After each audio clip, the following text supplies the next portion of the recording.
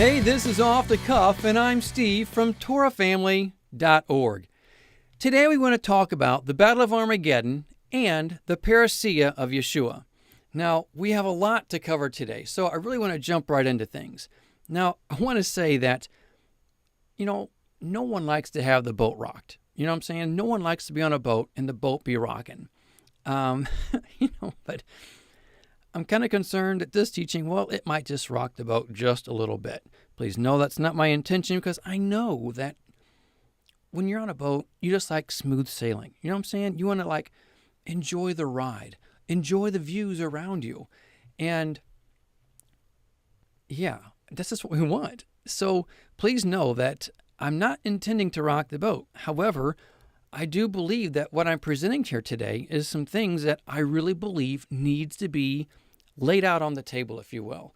And so that whenever things could possibly happen in the future, then what if those things, when they start happening and they don't happen the way we all think with our own personal views, then you can say, I remember so-and-so said this or so-and-so said that. So then we know that there's different possibilities, because we're not all right on everything, right? So please, just remember that that's what this is about, throwing something out there. So with that being said, please know that if I say something that you disregard as just silly, don't stop watching. Please, I am begging you, please do not stop watching. Okay, don't do that, all right? I am begging you to at least be open to what I am presenting. Consider it with an open heart. Consider it as something for us to all be looking at. I'm telling you, I'm coming to you with a humble heart. I really believe that what I'm going to be presenting here today needs to be considered here. And even if it challenges us, I'm begging you, please be open to at least look at the challenge. Be open to look at it and say, let's see what this, and challenge. I'm not saying believe it, because there's going to be things you don't believe, and that's fine. I'm cool with that. But I'm asking you to please be open with an honest heart and say, I have to look at this. Let's take one step at a time. That's what I'm asking you. So that's what I'm asking now. Now, for the sake of time, because we have so much to cover, I'm not going to be reading every single verse. It would just take forever. However, at the same token, I will be showing all the verses on screen. Now, some of the text may be smaller than usual in order to get all of the verses, being spoken on. So not every time. I will try to keep them still at a good size, but there will be some, I will tell you right now in advance, there'll be some text that will be rather on the small side. So now, if you have never read our cut short article, you will want to check that out. It will really set a foundation for where we're going. I know many of you have read it, but again, you're going to want to check it out if you haven't. Plus, I would encourage you to watch these teachings as well. This teaching here that I'm presenting today is going to connect some dots to these teachings you see here, and it will also tweak some of the understandings found within them as well. There are several views on when the tribulation will begin.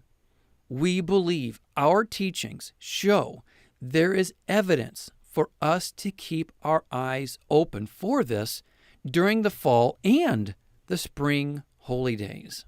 Now, to start things off, I want to share with you a point I was bringing out to a brother not too long ago. He had a question regarding Mark chapter 2. The question given to me was, how David was allowed to break the law of eating the bread that was only given for the priests to eat. I answered his question with a question. I asked, is it wrong to lie if that lie will save someone's life? The answer is no, it's not wrong. We have examples of this in the scriptures. The Hebrew midwives in Exodus chapter 1.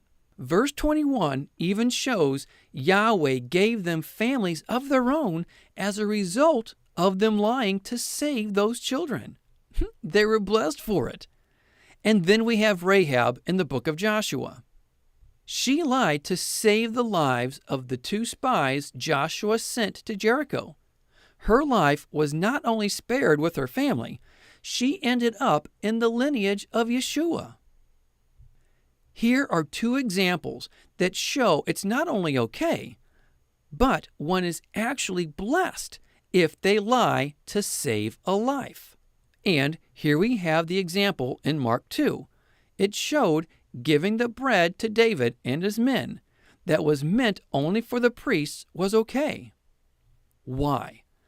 Because it was given to save, or at least sustain, the life of these men when they were in need. Yeshua said there were more important matters of the law, or, as some would say, weightier matters.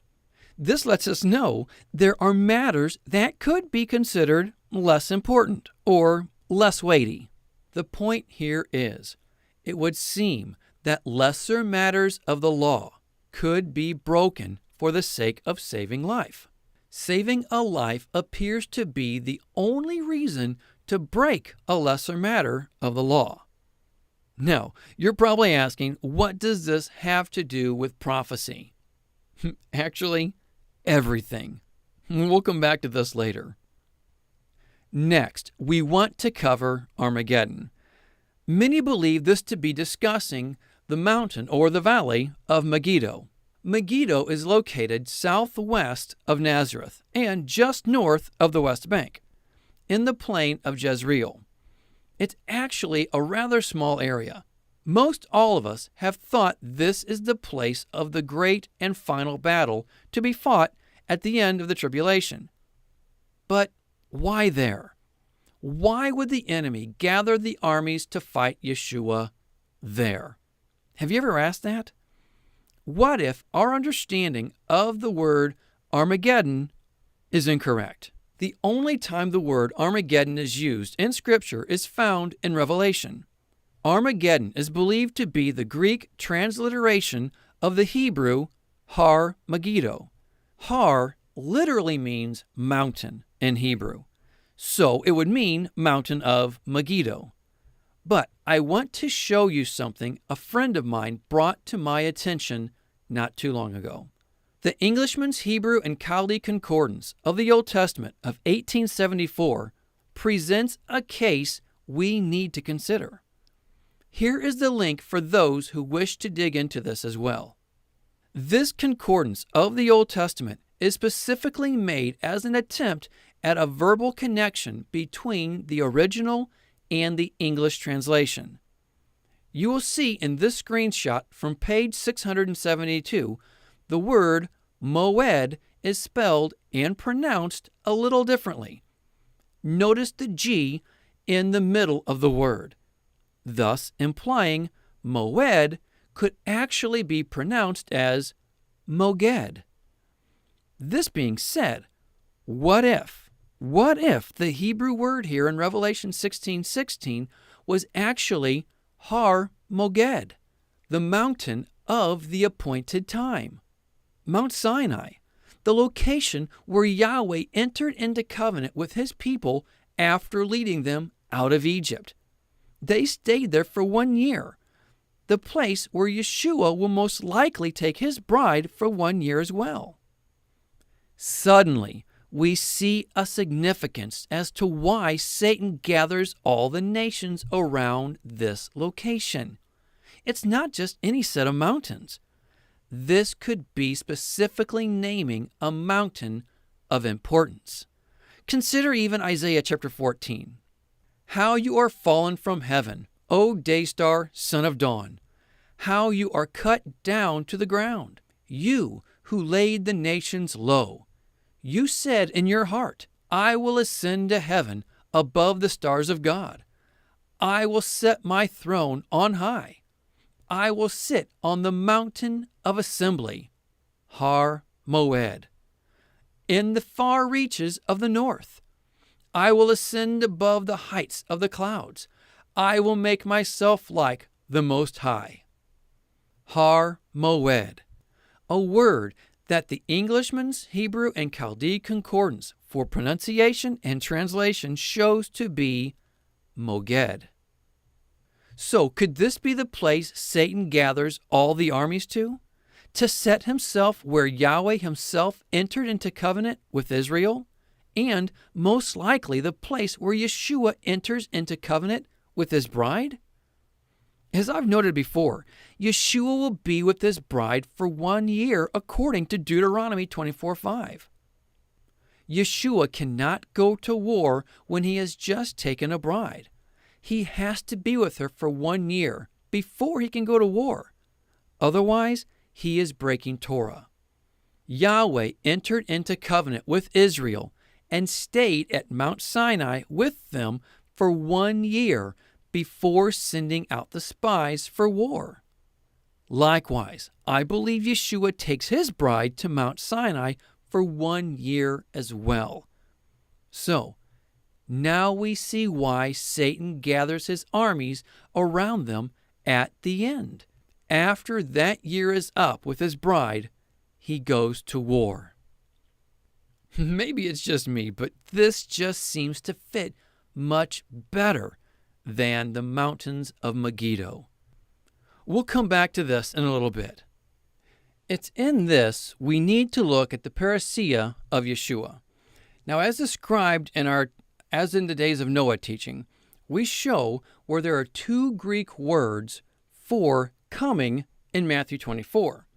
These 2 Greek words are Parousia, which literally means presence, and erhomai, which literally means coming. These 2 words are not isolated to only referring to Yeshua. Please understand that. They are both used in multiple verses for various reasons. When referencing these words concerning Yeshua's return, there seems to be a distinct difference. At one, the moon is red. The other, the moon is dark. At one, people are caught off guard. The other, armies are waiting for him to enter into battle. As mentioned in the days of Noah teaching, there has been confusion regarding the 6th seal and how many have mistaken it to be Armageddon. Yet, in reality, that's the beginning of the tribulation when Yeshua takes his bride to the place prepared. The Church of Philadelphia teaching covers the event of Yeshua taking his bride. If you have not seen this or the days of Noah teaching, please do. These verses show everyone hiding in the mountains, including kings, princes, and generals.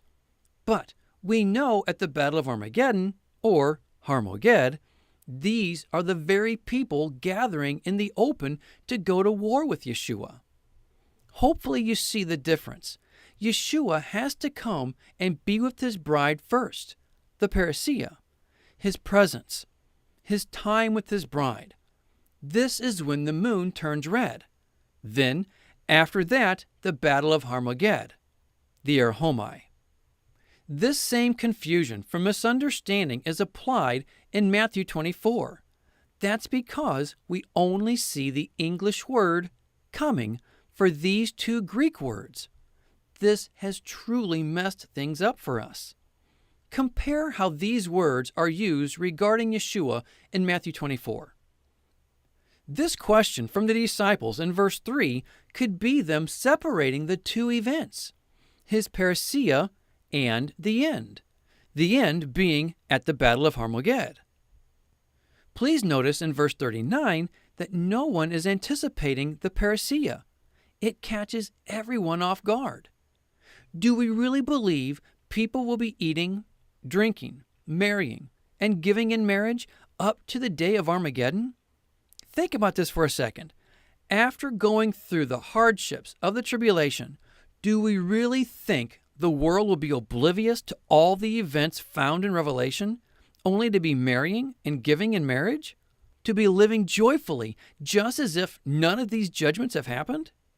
Can they really go through the trumpets, the bowls, and the time when the kingdom of the Antichrist will be plunged into darkness at the 5th bowl and not be fazed at all?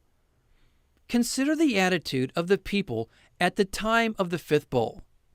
They will be cursing Yahweh. It seems clear they will be aware to what is going on around the world. This event mentioned in Matthew 24, verses 37 through 39, is to parallel the days of Noah and the flood, an event that caught everyone by surprise, except for Noah, of course. It's during this time when the world will be caught off guard. Yeshua is referring to the beginning of when everything begins, and not at the end with the Battle of Armageddon, a period of time when the world has no clue what is coming. The Parousia and not the Erhomai. Understanding this alone seems to make it clear, to me anyway, he has to be talking about two separate events in Matthew 24. Now, notice a difference in the word and the timing in verses 29 and 30. When looking at this, we see he is describing the Erhomai, that which takes place at the end. First, he comes to be with his bride, his presence, the Parousia. Then after the year with his bride, he comes for Armageddon. The moon, not giving its light, lines up with the kingdom of the Antichrist being plunged into darkness just before the Erhomai of Yeshua. Again, it's at his Parousia, his presence, when the moon turns red, and it's at his Erhomai, his coming, when the moon does not give its light. There's a difference. This is why we see Joel say the moon turns red before his coming, because it turns to blood at the start of his Parousia, his presence. It says it turns to blood before the great and dreadful day, not on it. This verse seems to imply what Isaiah references 3 different times, a full year that ends with the great day of Yahweh. We'll come back to the great day of Yahweh later. Some might say, how can you say Yeshua is coming here on earth to be with his bride for 1 year? That would mean he is actually in the wilderness. How can this be when Yeshua himself said, "So if anyone tells you, there he is, out in the desert, do not go out," or "Here he is, in the inner rooms," do not believe it. For as lightning that comes from the east is visible even in the west, so will be the coming, Parousia, of the Son of Man. Wherever there is a carcass, there the vultures will gather. Some would then say, you see, Yeshua is saying here he won't be there. Actually, he doesn't say he's not there. He says not to believe where they are saying he is. He said the moment he arrives for his Parousia, everyone will know. Yet, that is when all hell breaks loose as well, that being the earthquake of Isaiah 24. When the dust settles, many will claim to know where he is, and many will even claim to be him. But there is no need to go where they say. Those who are with Yeshua will be the only ones who are let in. In other words, the 5 foolish virgins are kept out. We discussed 2 groups in the Church of Philadelphia teaching: those who escape all things and those who get purified. The wise and the foolish virgins. Some might say, Steve, couldn't the year Yeshua spends with his bride be after Armageddon and not before? Well, sure, yet then you are left trying to understand the 2 different words for coming in Matthew 24. You are left with explaining how the people of the world are caught off guard with his coming in the midst of the bowl judgments. You are left with trying to explain why the kings, princes, and generals are hiding in caves at one event and then facing Yeshua at the last battle. We mustn't forget what we read in Romans. If everything in the past was written to teach us, then wouldn't Yahweh's example of being with his bride for 1 year at the marriage covenant in Exodus be teaching us something? Wouldn't it be teaching us about his son when he enters into covenant with his bride? Personally, I see it all fitting together like a glove with him being with his bride before the battle of Armageddon. Another point to quickly bring out is how many refer to verse 28 of Matthew 24 as being the result of the battle of Armageddon. Yet, The context clearly shows it's Yeshua's Parousia. It seems verse 28 makes them one and the same event because the dead bodies would be from the battle. Right? However, this is the event likened unto the flood. The flood took the evil people away. So, while those of the bride are taken, like Noah, we know the evil were taken as well. I truly believe this will be a cataclysmic event for the world. The day of Isaiah 24, the day of the sixth seal, the day when the first 5 trumpets are blown. Please see my teaching titled, The First 5 Trumpets, for more on that. It's at this time of the teaching when things are going to start getting interesting. I have been a proponent of a particular view of the end times for, a long time, since I was 19 years old. And I have never cut people down for not believing what I believe, but I still held to it firmly. Yet over the years, I know I have persuaded many people to what I held to what I understood and held to. And I have made several teachings on this particular topic, several teachings, on DVD even. These teachings have now been viewed by well over 100,000 people, all of them together. And I have to humbly come to you today and asking for your forgiveness, because I believe I may very well have been wrong for the last 28 years of my life on this topic. It's a topic held passionately for some people in regards to the end times. And what topic is that? It's the post-tribulation rapture, that view. Now, if you think this is easy for me to say this, please put yourself in my shoes, okay? This is not easy for me to say at all. And in fact, my pride says nothing would make me happier for someone to prove me wrong about me being wrong. Okay. I mean, I've been like sitting on this teaching for a while. I've just been struggling because of my pride. I'm thinking, surely I'm not wrong. This cannot be right. Type of a thing. And I'm going, Father, what are you doing? Oh, you probably can't hear that. I'm going, Father, what are you doing? And all I can say is, everything that I have been learning and studying regarding the parousia and the arhomai, these words, and how Yeshua applies them and how Paul applies them, it's like these 2 words have been translated into one English word. I can't deny what I'm seeing the scriptures to say regarding these words and how they're used. Okay. In one of the teachings I did, I made a statement, and this is what I said. I said, ask yourself the question, am I willing to reason with the scriptures, or am I willing to debate my perspective? This is imperative that we answer this question now. Are you willing to examine the scriptures from the viewpoint that some of your existing beliefs could actually be wrong? Could you actually entertain the thought that something you have believed in for years may indeed not be true? This is difficult for many, but something that needs to honestly be addressed. I then continued, all too often, when someone presents something that opposes what we believe, our first knee-jerk response is to reject it, simply because we struggle with the thought that we could actually be wrong. So again, I say, ask yourself, am I willing to reason with the scriptures, or am I wanting to debate my perspective? You and only you can answer this question. And then I show this verse in Isaiah.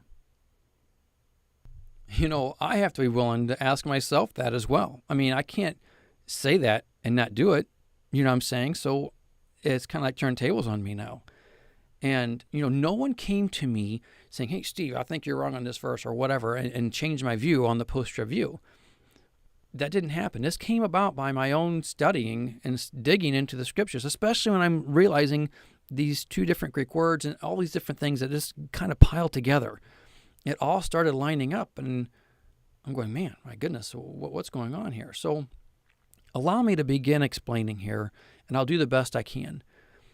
In our Church of Philadelphia teaching, I said the Church of Philadelphia would be translated like Philip was in Acts chapter 8. I specifically said they were not resurrected. However, I ran into a verse that has proven me wrong. And then another one. And then another one, and so on. These verses in 1 Thessalonians chapter 4 specifically mentions Yeshua's parousia. Paul even says it's according to Yeshua's own words. So there's no confusing what is being discussed here. He's talking about the beginning of the tribulation as explained by Yeshua. Paul continues referencing the parousia in 1 Thessalonians. 1 Thessalonians chapter 3, verse 13. 1 Thessalonians chapter 5, verse 23. He continues this reference in 2 Thessalonians as well. 2 Thessalonians 2:1. Again, Paul is showing it is the parousia of Yeshua where we are gathered to him. Consider even the words of James. Again, it's the parousia.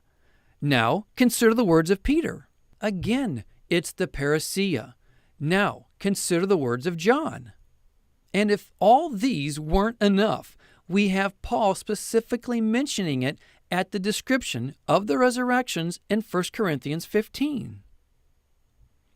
And please note, it's at this time, the parousia, when Yeshua comes down from heaven.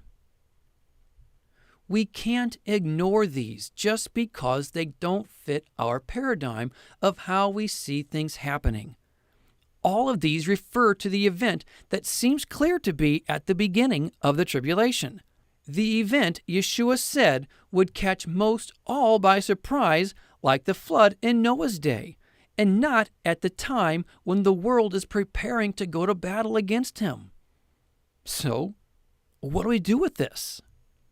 It's in this, I believe we need to come back to the point of Armageddon, and why the enemy is surrounding it. Okay. As noted here in 1 Thessalonians, we see it's the parousia when Yeshua comes down from heaven to be with his bride. This is when he will be with his bride at Mount Sinai. This would imply Yeshua does not come down from heaven for the final battle, but rather from Mount Sinai. I realize this has to sound odd, as we all have imagined him coming down from heaven, right? However, if we look at the scriptures, there is not one verse that says he comes from heaven at this time. They simply say heaven is opened. That's when we see him coming for Armageddon. Thus, heaven being opened is a sign and not the location where he comes from. If he comes from heaven at this time, meaning Armageddon, it seems the verses would specifically say so. Now, before looking at the verses regarding his coming for Armageddon, take note how these other verses, which make it clear the sending point was definitely from heaven.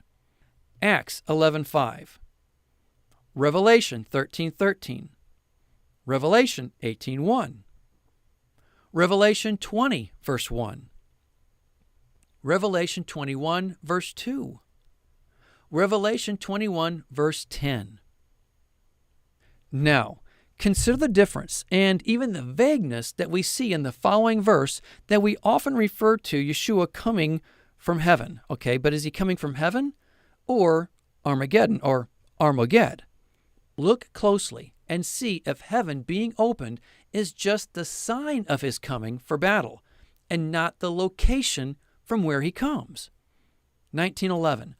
I saw heaven standing open, and there before me was a white horse, whose rider is called Faithful and True.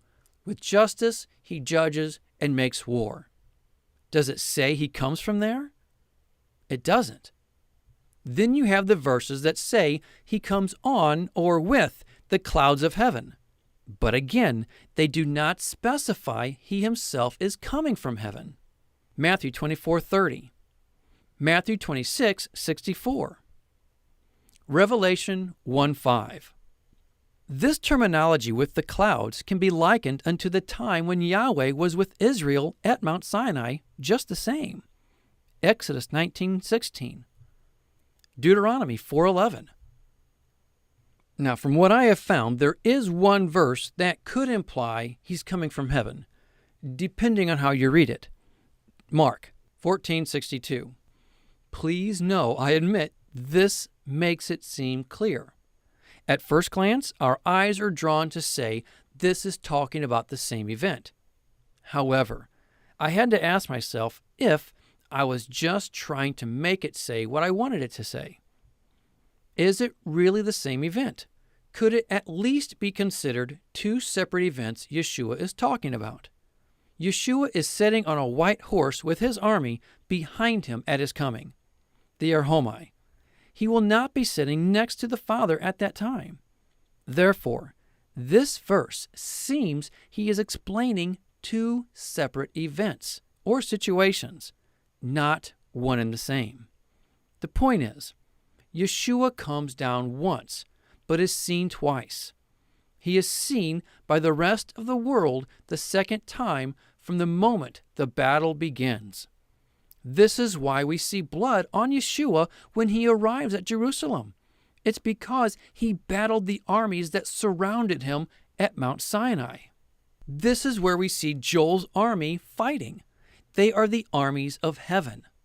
This will be the 144,000 who was numbered for battle as mentioned in the Church of Philadelphia teaching. Some might say, how can the armies of heaven come from or even be on earth? If they are of heaven, shouldn't they come from heaven? We understand that reasoning. However, we are citizens of heaven, and yet we are on earth. In fact, we have never been to heaven, yet we are considered citizens of heaven. So why do we believe the armies of heaven have to come from heaven? It could also be questioned why the Isaiah 63 account says he is alone, yet elsewhere it implies the armies are with him. So, is he alone or not? This verbiage normally accompanies the feats of a king. We see this being said of King David quite often, yet we know he had his army with him. Consider 2 Samuel chapter 8, verse 1, 2 Samuel 8:2, 2 Samuel 8:9. Yeshua being alone is saying there are no allies with him. He goes against all nations alone. Again, the point is, Yeshua comes down once, but is seen twice. First, when he comes for his bride, at the Parousia, then at the Battle of Armageddon. Now, if you're anything like me, right now you have multiple verses swimming through your head that proves post-tribulation rapture. Trust me, I did too. So, let's start looking at them. One of the obvious would be Matthew 24, 29, and 30. Verses which clearly discusses the end, with verse 31 showing he gathers his elect at that time. There are two ways of looking at this. The other is found in Luke's account, Luke 21. First, let's address Luke's account. Notice, he says when these things begin to take place. We can assume he is talking about verse 25 with the signs in the sky. Or it's verse 20. Though Luke mentions all that happens from the beginning to the end, he returns focus to what happens when everything begins, which lines up with all we have mentioned earlier. So, once we see Jerusalem being surrounded, that's when we start looking up for our redemption. We can't forget, it's in this same account of Luke where Yeshua even said to pray we escape all that is about to happen. So it seems clear Luke is referencing the resurrection to be at the beginning, the day of redemption, the day to escape all those things. However, Matthew's account reads differently. He doesn't return focus to the beginning at the Parousia. He focuses on what happens at the end of the Parousia.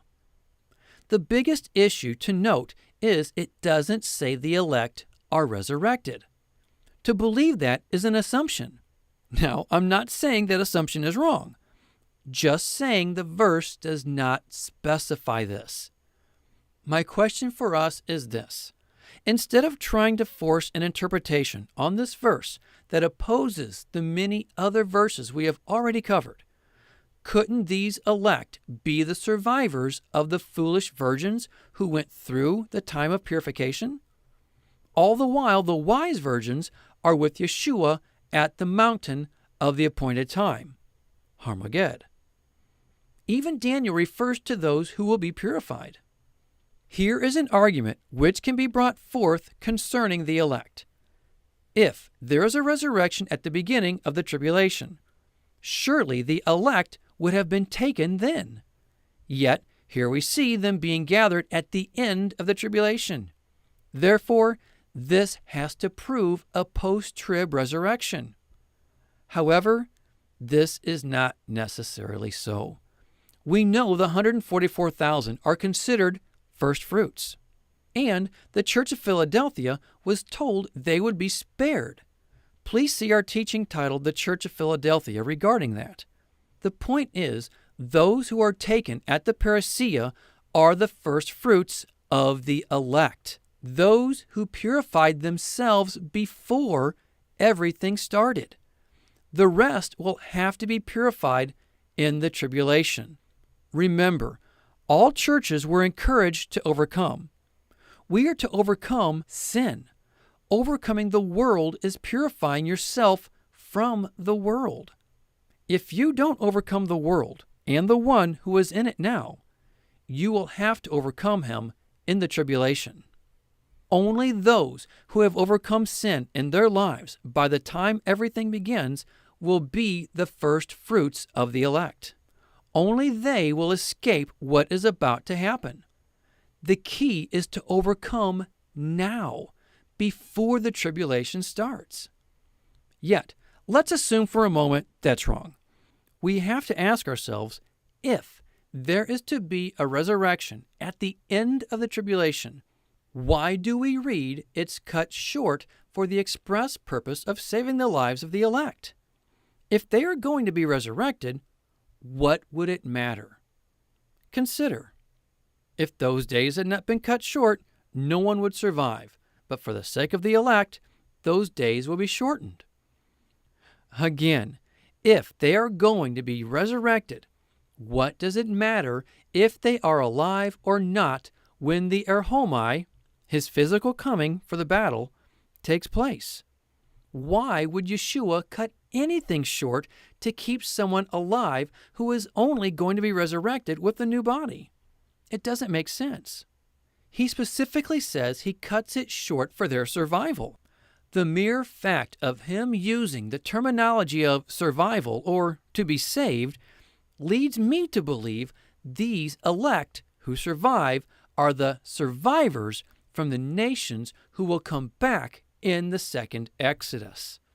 These are the survivors mentioned in Zechariah 14. These are the survivors mentioned in Zephaniah 2. These are the survivors mentioned in Joel chapter 2. If he doesn't cut things short, these survivors wouldn't make it. So, for their sake, the days are cut short. But again, if there was a resurrection for these elect at the end of the tribulation, what would it matter? Right? Here's another thing. Consider what happens at the 4th, 5th, and 7th bowls. It says they cursed God at each one. Now, look here at Revelation 11:15. Here we see when the kingdom of the world has become the kingdom of Yeshua. The same timing of the bowls. But look at verse 13 just moments before. The survivors give him glory. It seems these are the survivors of those whom the dragon pursues after in Revelation 12. If you are watching this teaching and you do not believe the Torah, Yahweh's instructions, are still for us today, I pray you reconsider, because we find these survivors are being chased by the dragon. This is why they are called survivors. And remember, they only survive because Yeshua cuts the time short. These are most likely those of the 6 churches at the beginning of Revelation who were not ready, like the Church of Philadelphia. We pray you take the time to watch our teaching titled Glory to Glory for more on this topic of Yahweh's instructions and how they apply for us today. Here are verses that seem to imply these survivors are also referenced as a remnant of Yahweh. Micah 4:7 and Zephaniah 2:9. As noted, these survivors make their way back to the land. This will be what many refer to as the second or greater Exodus that's mentioned in Jeremiah 23. We'll come back to the second Exodus in a little while. It seems to me that only the first fruits of the elect are resurrected at the beginning. The rest, those who survived, enter the millennium in their current body and are not resurrected till the end of the millennium. I know that goes against what we have been taught and brought up with, but I'm just trying to be true to what I see the scriptures saying.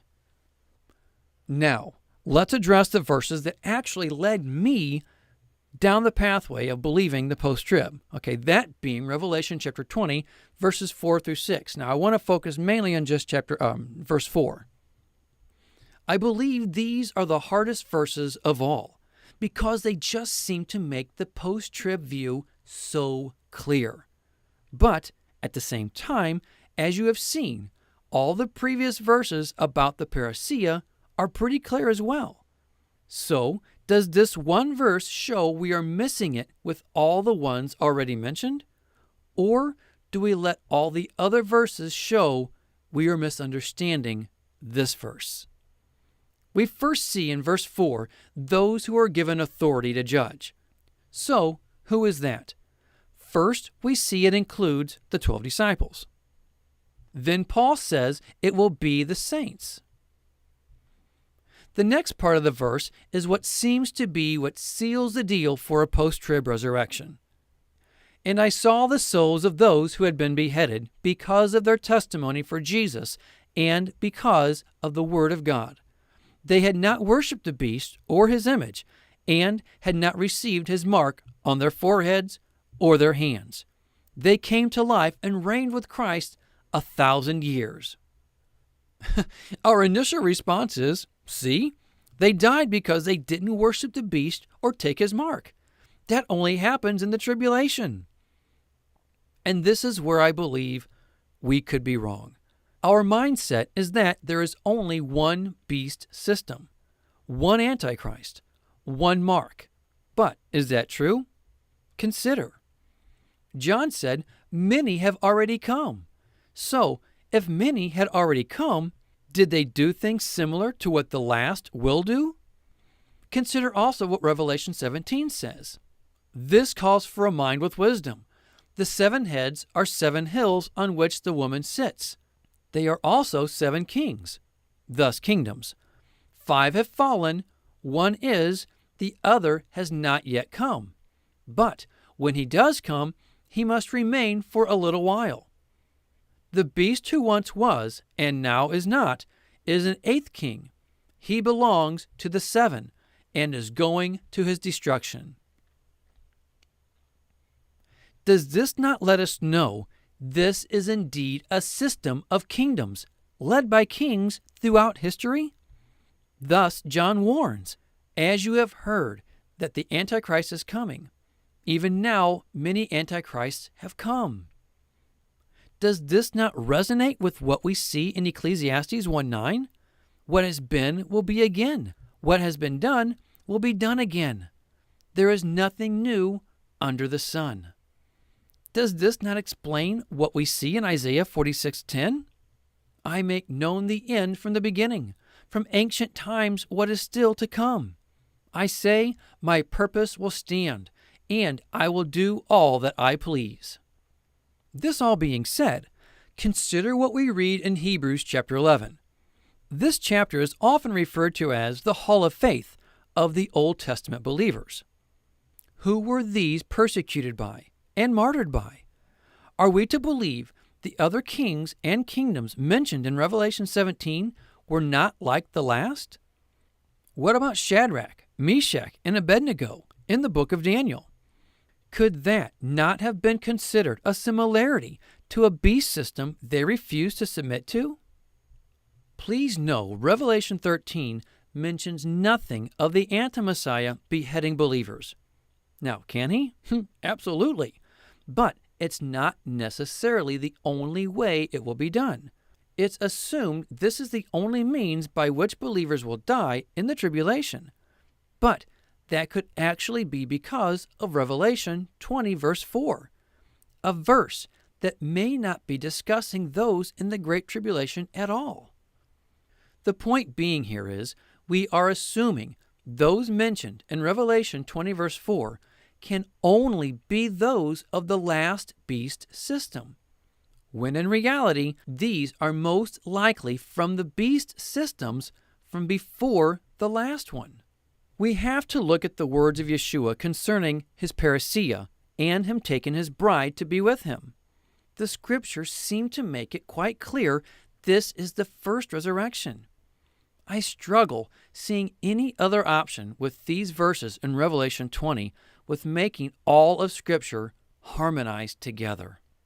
Some might say, well, can't there be a resurrection at the beginning and at the end of the tribulation?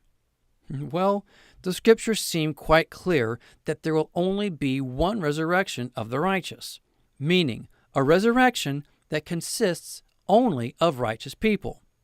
Only one. Compare Luke 14, John chapter 6. This resurrection takes place on the last day, that being the day of the Lord, that being the millennium, the seventh day of rest. Now, if you think about it, that would put the tribulation at the beginning of the millennium and not before it. We'll come back to that in a minute. John 6:44, John 6:54. As noted earlier, this verse shows one resurrection at the parousia, and then at the end of the millennium when Yeshua hands everything over to Yahweh.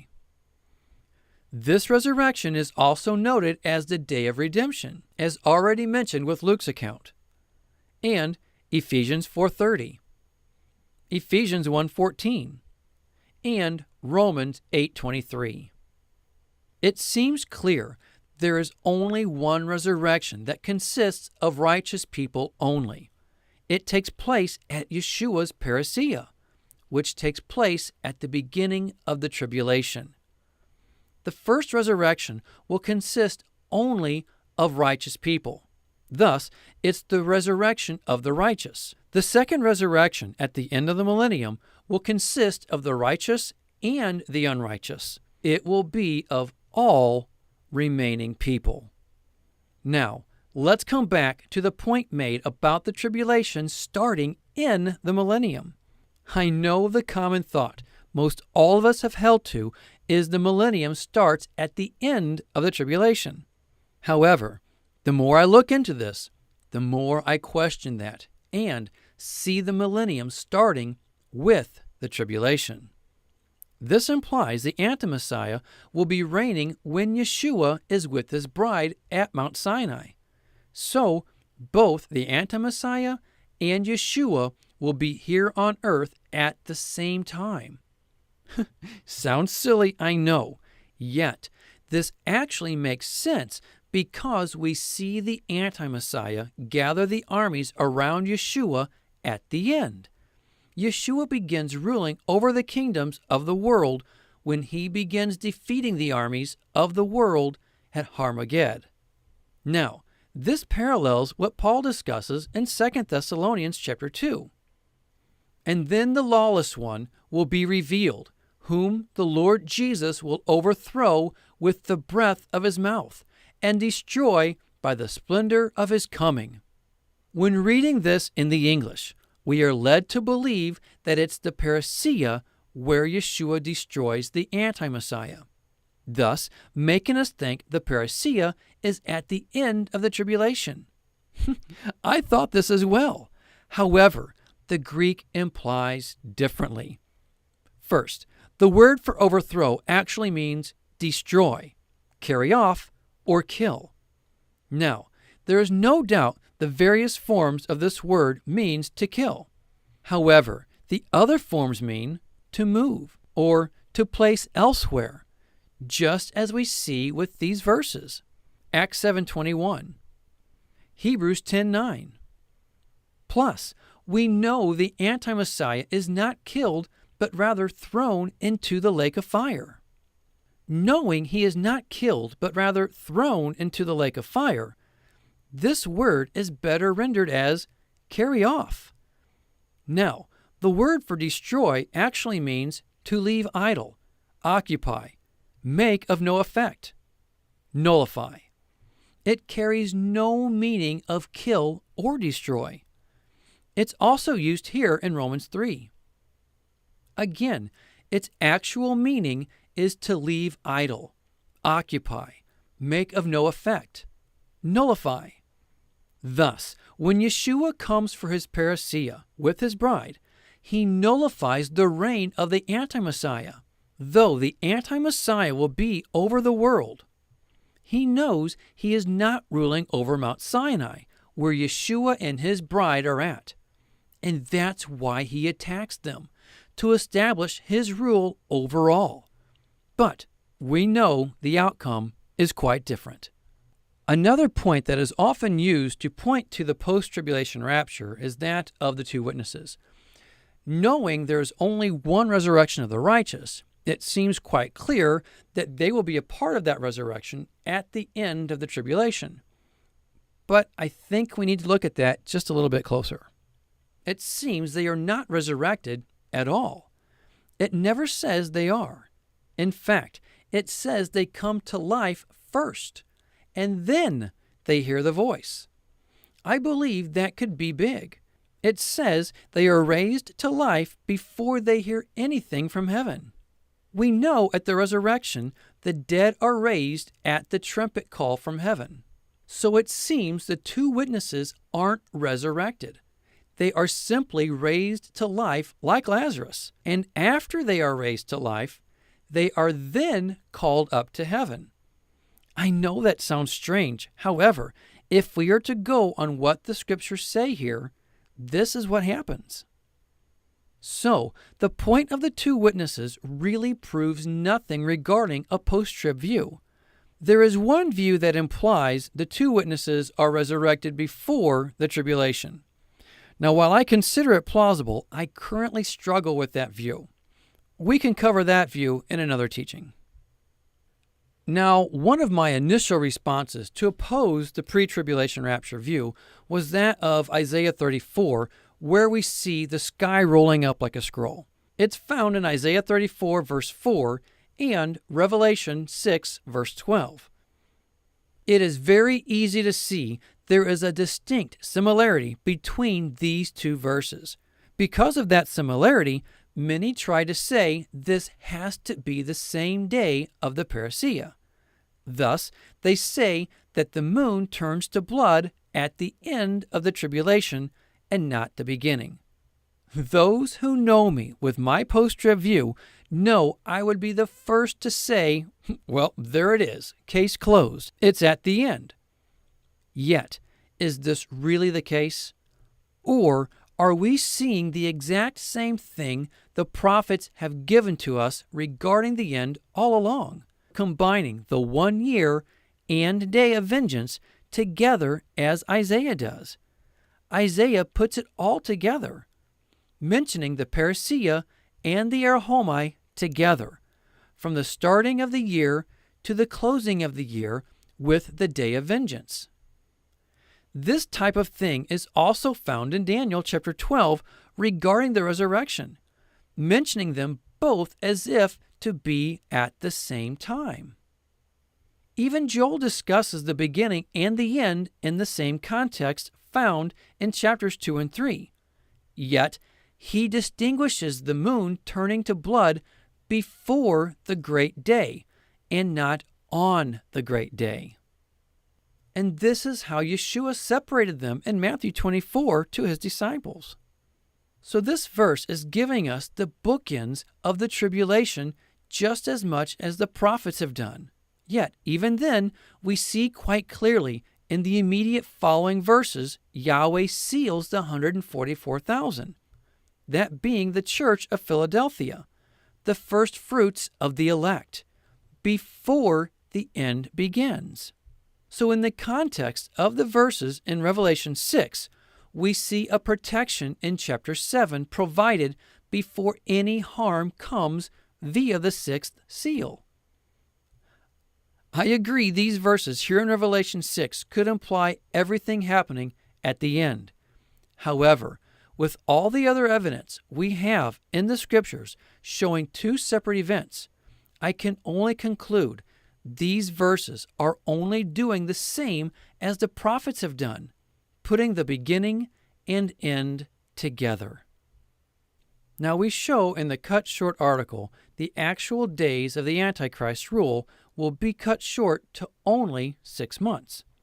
Now, if this teaching here is correct, Yeshua's time with this bride starts after the Anti-Messiah's rule begins. This is because Paul said Yeshua's Parousia won't happen until the Anti-Messiah is revealed. This means Yeshua will have less than 6 months with his bride. That puts the Battle of Armageddon, or Armageddon, in the fall of that same year. Therefore, Yeshua will not be with his bride for 1 full year before he goes to war. That means he will break Torah. That being said, please allow me to read Matthew 24:22. If those days had not been cut short, no one would survive. But for the sake of the elect, those days will be cut short. Remember, lesser matters of the law can be broken for the sake of saving life. And what did Yeshua say? He specifically says no one would survive. So, for the sake of saving the lives of the elect, he shortens his time with his bride. He breaks a lesser command to save life, to save the lives of the elect. He specifically says it's a matter of saving life. Now, if the Anti-Messiah is revealed on a Passover, as I am leaning more and more to understand, then the Battle of Armageddon will take place in the fall holy days. In fact, I believe quite possibly the last day of Sukkot. We have our article titled, The Significance to the Last Day of Sukkot.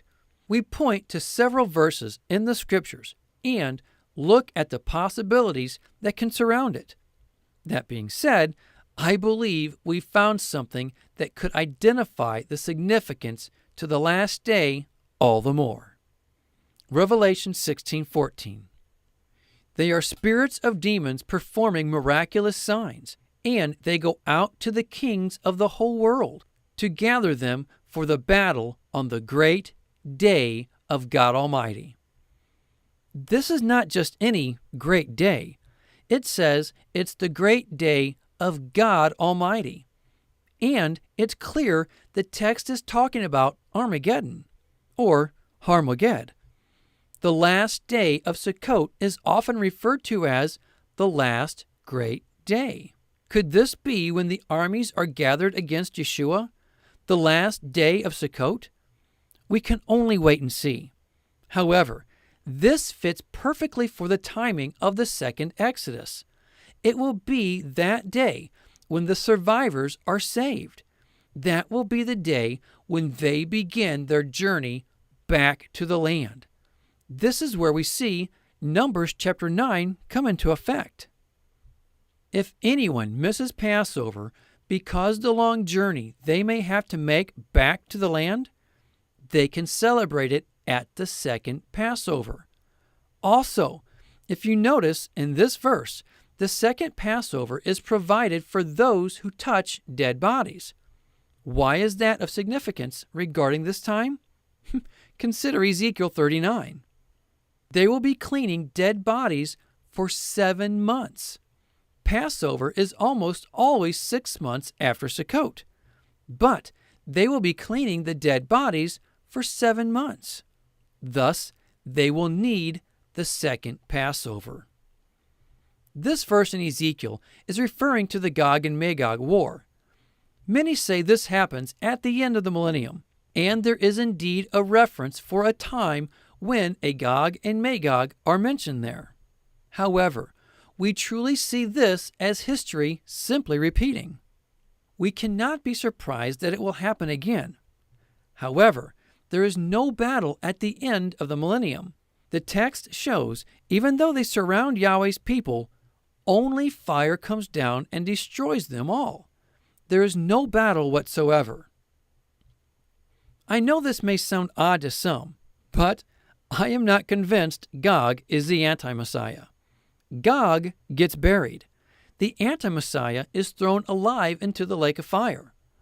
It's actually because Gog and his army is buried that I believe this battle is not at the end of the millennium. Why?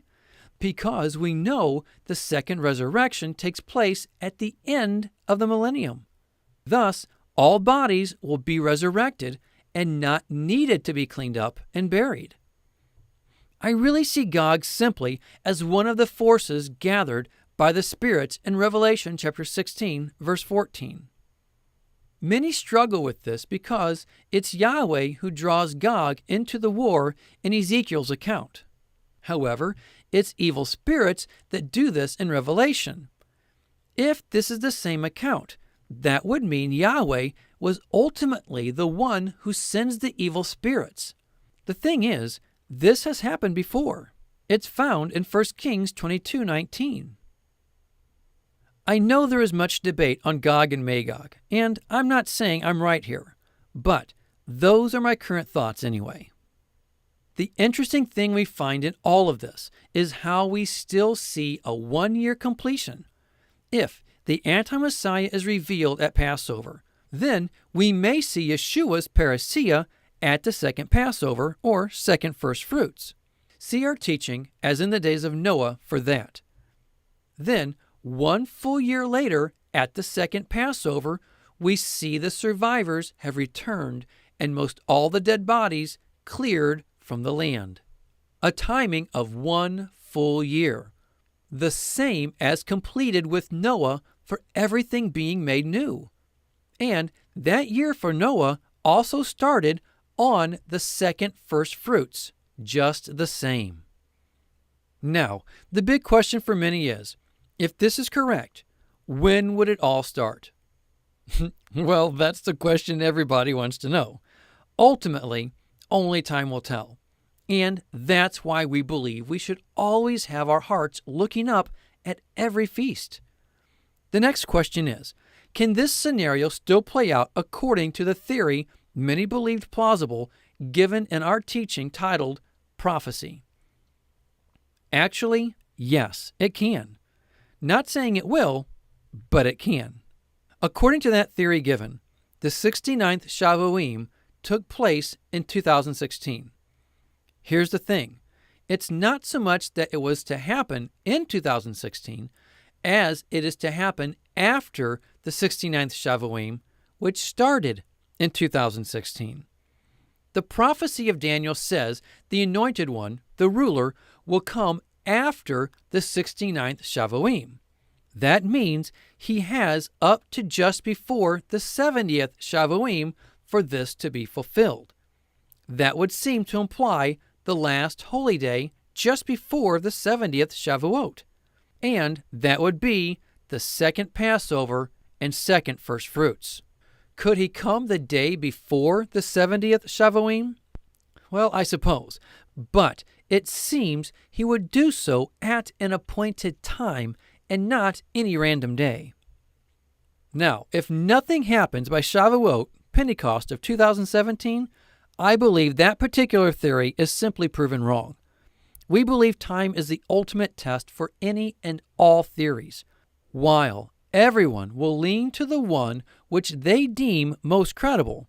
We believe we should all keep our hearts open, as none of us will truly know until that time is upon us. Okay, now let's go ahead and close this out with a brief summary. Now, on this list, I'm going to give many references, so I'm not going to spell them all out, but I encourage you, please look them up and validate for yourself what I'm showing you here. Now, though I don't reference it here, I still see a possible significance with Purim. Next, quite possibly, the anti-Messiah is revealed on Passover, which starts his 6-month rule. Then people flee Jerusalem. This would be believers from Judah. Then the first resurrection on the second first fruits.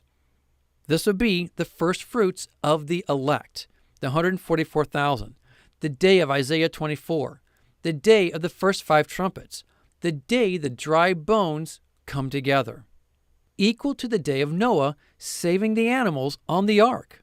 Yahweh makes a covenant with the beasts, the Gentiles. That's in Hosea chapter 2. Also, Hosea 2:18 references war is abolished, so all may lay down in safety. This is to happen at the end of the year. That's also why there is no war, I believe anyway, at the end of the millennium, because at that time, all war from that point on is abolished. Also, this is the time Yeshua begins his year with his bride. And Yeshua is with his bride at the same place Israel was, Mount Sinai, the mountain of the appointed times. Then we see the next 5 months are the days of Revelation chapter 9. Then the armies of the world surround Mount Sinai at the time of the fall holy days, the end of the 5 months. Yeshua breaks the year with his bride to save the elect. The Battle of Armageddon possibly happens on the last day of Sukkot, and this could mean the bowls are actually during Sukkot. The elect are then gathered from the nations in the second Exodus after Armageddon. Jeremiah 23:5 says, the king, that being Yeshua, begins reigning. Then verse 6 says, in his days. That gives us the timing of the Exodus, that being in his days. These are the survivors mentioned in Zechariah 14, Zephaniah chapter 2, Joel chapter 2. This is where we see the provision of the second Passover applied. The survivors of the elect are given shepherds over them, the 144,000. The year is then completed, and all Israel will be back in the land under the rule of Yeshua as king. Regardless of our differences on this topic, I believe there's one thing that we all can agree on, and that is we should be pursuing a deeper, closer walk with the Father. I mean, can we not at least agree to that? That alone should be our drive. That alone should be what we breathe, we think, we focus on every day, is a closer walk with Him. So that regardless of what happens, when it happens, we're ready because we're close to Him. Let's let that be our focus more than anything, folks. And I would ask, if that's what you want, to draw closer to Him, please consider our daily devotions. That is one thing out of all the teachings I make, those are the one things I wish more and more people would find, is our daily devotions. Because regardless of where you view this or you view that, it doesn't matter. Let's get closer to Him. So please consider our daily devotions. I'm asking you that. And if you want to, you can even subscribe to our channel here on YouTube, and you can get those sent to your emails every day. Well, that's all I have. I know it's a lot, but think about it. Pray about it. But more than anything, be a doer of the word and not a hearer only.